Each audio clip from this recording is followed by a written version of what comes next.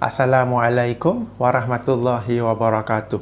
Alhamdulillah kita bertemu lagi dalam siri video saya secara ringkas, dan kali ini saya ingin menjelaskan salah satu manhaj Ahli Sunnah wal Jamaah yang membezakan antara pembuat dan juga perbuatan. Sebelum tu sedikit pengenalan bahawa Ahli Sunnah wal Jamaah ini bukanlah sekadar nama yang masing-masing mendakwa dirinya ialah Ahli Sunnah wal Jamaah, tetapi ia adalah sejumlah dasar-dasar dan asas-asas yang membentuk manhaj seseorang itu dalam beragama. Okey, jadi ia bukan siapa-siapa pun boleh mendakwa dirinya Ahli Sunnah wal Jamaah tanpa dia mengetahui apa asas-asas itu, apakah dalil-dalil di belakang asas-asas itu, dan mempraktikkannya dalam kehidupannya dalam beragama, ya. So ringkasnya, Ahli Sunnah wal Jamaah is not a name that every Tom, Dick and Harry can claim for himself. Rather, it is a set of principles that form the methodology of the deen. Okay, and one of the principle, salah satu dasar itu ialah kita Ahli Sunnah wal Jamaah membezakan antara perbuatan dan juga pembuat. Okay, kenapa saya nak bawa topik ini? Saya bawa sebab dalam rangka saya dan rakan-rakan lain mendakwahi sunnah, menerangkan apa yang hak, apa yang batil, dalam rangka kita melakukan amal makruf nahi mungkar, kita ada menerangkan bahawa perbuatan ini adalah syirik, keyakinan ini adalah syirik. Tetapi ada pula yang faham, tengok tu, mereka telah menghalalkan darah orang Islam, mereka telah mengkafirkan orang Islam, mereka telah menghalalkan peperangan kata orang Islam. Lalu saya pun tertanya-tanya, bila pula cakap semua-semua tu? Kita hanya berkata perbuatan itu adalah syirik.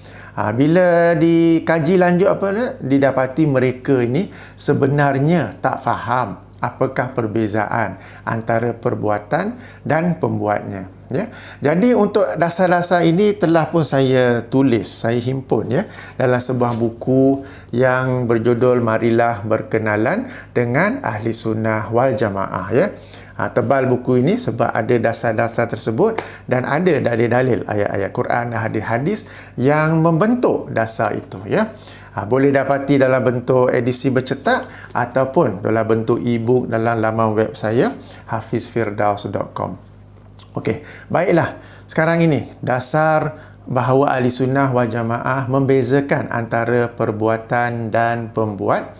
Maka saya akan bawa dua kes. Satu kes dalam aspek akidah, satu lagi dalam aspek hukum fiqh, ya.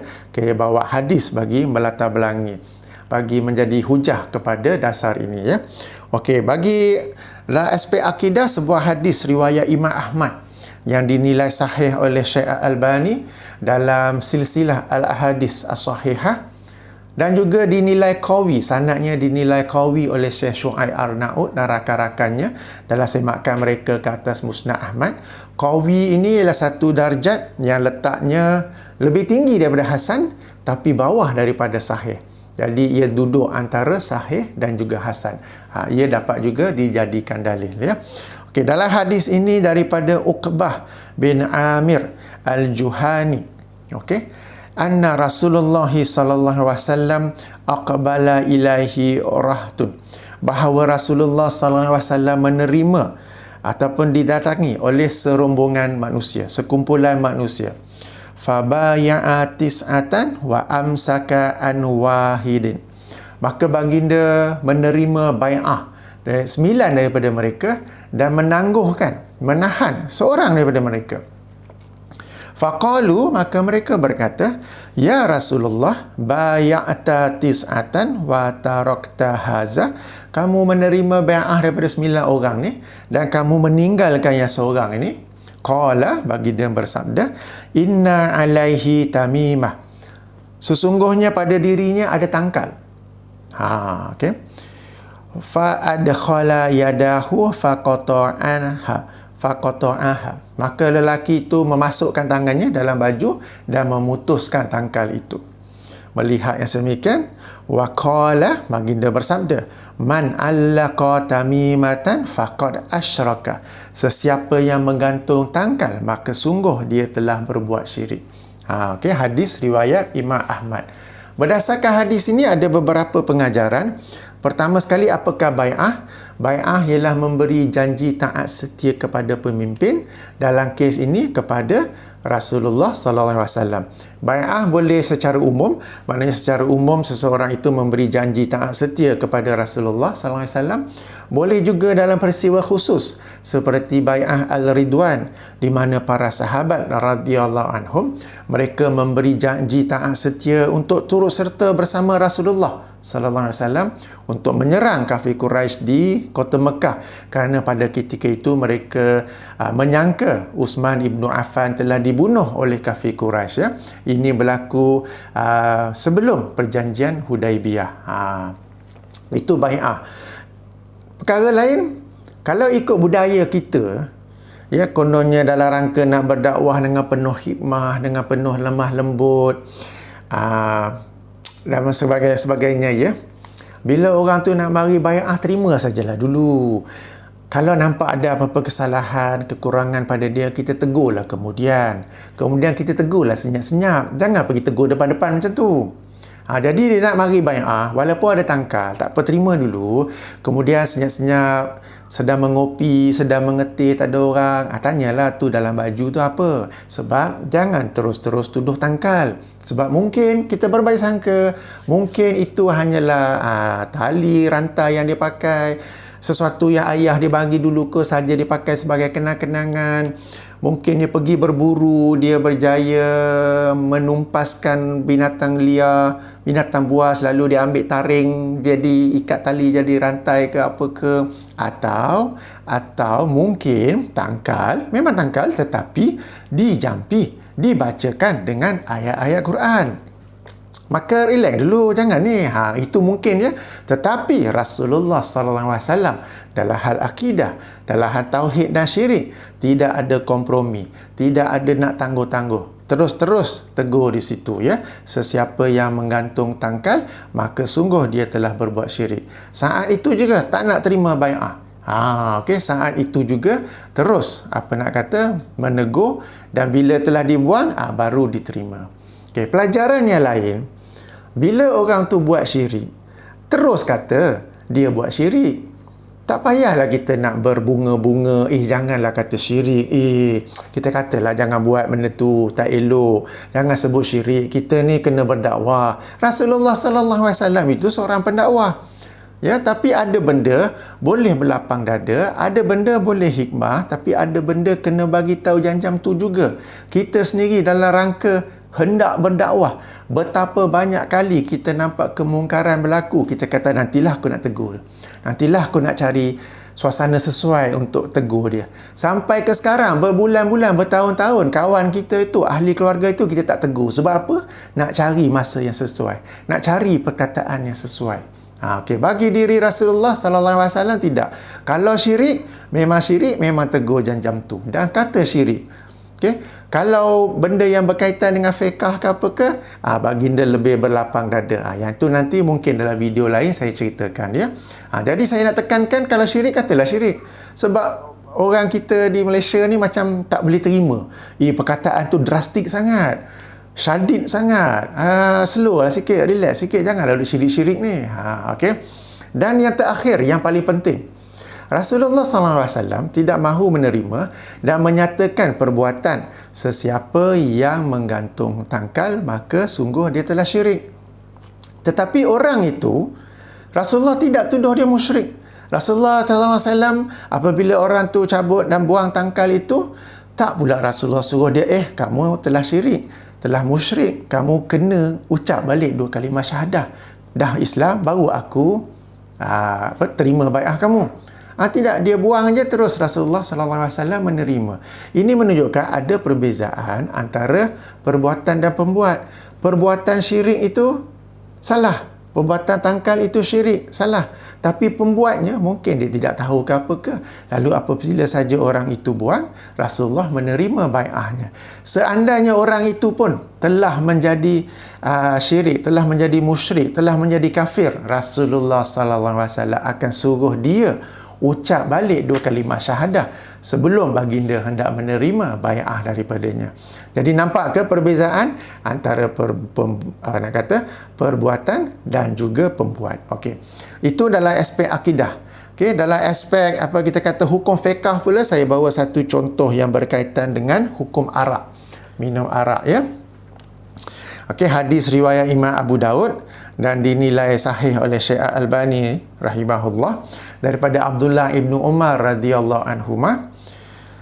Qala Rasulullah sallallahu alaihi wasallam la'anallahu al-khamr. Rasulullah sallallahu alaihi wasallam bersabda, Allah melaknat arak, wa syaribaha, dan peminumnya, wa saqiyaha, dan penuangnya, wa ba'i'aha, dan penjualnya, wa mubta'aha, dan pembelinya, wa asiraha, dan pemerahnya, wa mu'tasiraha, dan orang yang diperahkan arak tu untuknya, wa hamilaha, dan pembawanya, kita panggil apa? Waiter atau orang yang menghidang arak, wal mahmulata ilahi, dan orang yang dihidangkan arak itu kepadanya.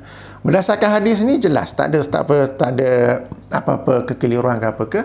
Semua perbuatan yang berkaitan dengan arak dilaknat oleh Allah Subhanahu wa taala. Perbuatan. Tapi pembuatnya tu boleh ke dilaknat? Adakah dengan itu secara automatik bererti pembuatnya juga dilaknat? Di sini saya bawa sebuah hadis riwayat Imam Al-Bukhari.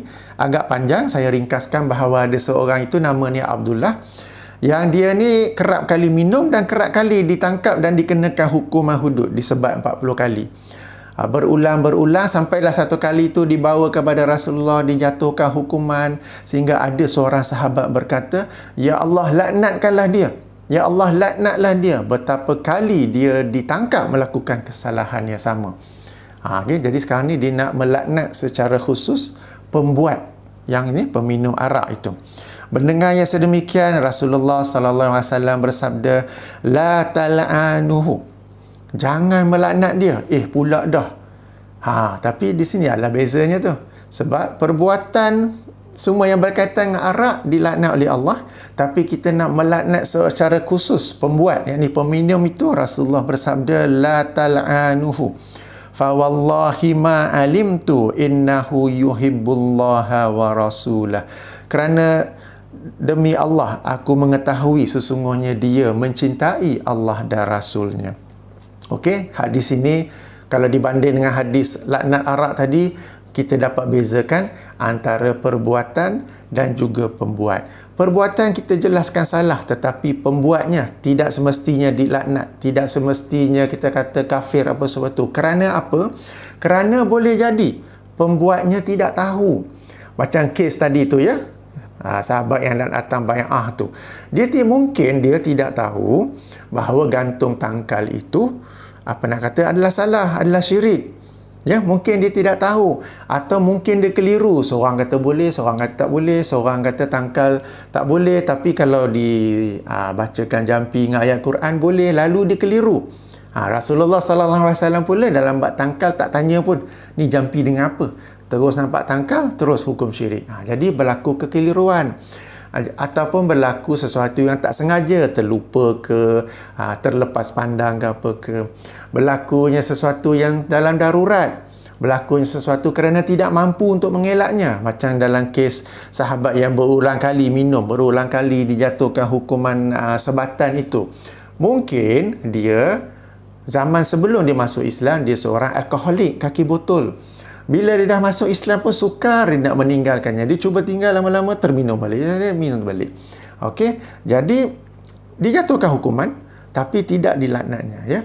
Demikian juga mungkin pembuat itu dia buat tapi kemudian dia beristighfar dan dia bertaubat.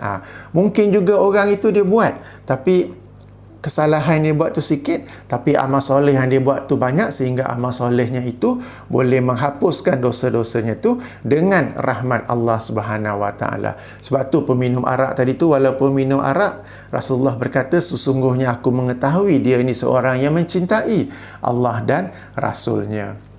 Ya. Jadi demikian dua hadis yang menerangkan perbezaan antara perbuatan dan juga pembuat. Kita hanya fokus dalam rangka berdakwah, dalam rangka amar ma'ruf nahi mungkar. Kita fokus kepada perbuatan itu. Dan kalau syirik, kita kata syirik itu memang sunnah Rasulullah sallallahu alaihi wasallam. Nak kata jelas, ya kata jelas, tak payah sembunyi-sembunyi. Sebab Rasulullah sendiri bersabda sedemikian di hadapan orang ramai, di hadapan orang yang datangnya tu. Tak payah nak sembunyi-sembunyi. Bila nak sembunyi-sembunyi, bila nak hikmah lah, bila nak lembut-lembut, sampai bila pun tak cakap, ataupun cakap orang tu tak faham. Kita kata, tinggalkanlah tangkal. Tak baik ni. Orang pun tak faham kenapa. Sebut aja syirik. Sebab itu memang sunnah Nabi SAW dalam rangka berdakwah. Kalau salah, kata salah. Nak tangguh-tangguh sampai bila nak sebut. Nak kata pilih perkataan yang hikmah, berbunga-bunga, lembut-lembut, orang tak faham-faham, ya. Ya. Jadi demikianlah. Bagi orang yang tak faham ni, saya harap anda dapat faham melalui penjelasan saya ini. Sebab bila saya sendiri pun ada berkata perbuatan sekian-sekian ini syirik, keyakinan sekian-sekian ini syirik, dalam media sosial saya, dalam Facebook saya, dalam video saya ni, ada saja orang yang komen. Macam mana pula kalau dah syirik tu, maknanya orang tu dah kafir lah. Maknanya orang tu dah keluar Islam lah. Tak begitu. Macam sebagai contoh, saya berkata selawat tafrijiyah itu syirik. Ada pula orang kata, ramai tok-tok guru yang baca, ramailah tok-tok guru yang mati langsung sada musyrik. Kita kata siapa pula yang hukum mereka tu musyrik, ya? Sebab mungkin mereka tidak tahu, mungkin mereka keliru, mungkin mereka ada alasan yang lain ke apa ke, ya? Jadi kita kata yang lebih peliknya tu, yang tak faham-faham benda ni, antara perbuatan dengan pembuat. Bukannya orang awam. Orang yang dah faham sunnah, dia faham. Orang awam dia faham. Ni orang-orang agama ni.